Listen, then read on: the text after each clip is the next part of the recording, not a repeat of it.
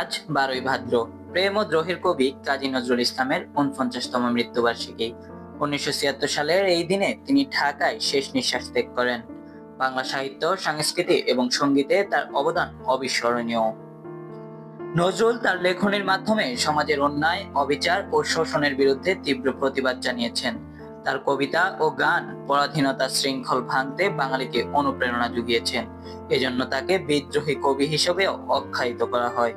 একই সঙ্গে তার রচিত অসংখ্য গানে প্রেম ও প্রকৃতির অপরূপ সৌন্দর্য ফুটে উঠেছে, যার জন্য তিনি প্রেমের কবি হিসেবেও পরিচিত। মহাবিদ্রোহীর অনক্লান্ত আমি সেই দিন হব শান্ত, যাবে উৎপীড়িতের ক্রন্দন রোল আকাশে বাতাসে ধ্বনিবে না। তার বিখ্যাত সৃষ্টিগুলোর মধ্যে রয়েছে বিদ্রোহী, কান্ডারি হুঁশিয়ার, সাম্যবাদী এবং চল চল চল। তার রচিত নজরুল সঙ্গীত আজও বাঙালির হৃদয়ে এক বিশেষ স্থান দখল করে আছে। কবিকে স্মরণ করে আজ বিভিন্ন সাংস্কৃতিক সংগঠন ও প্রতিষ্ঠান নানা অনুষ্ঠানের আয়োজন করেছে। ঢাকা বিশ্ববিদ্যালয় সংলগ্ন তার সমাধিতে শ্রদ্ধা নিবেদন করা হচ্ছে এবং তার জীবন ও কর্ম নিয়ে আলোচনা সভার আয়োজন করা হয়েছে।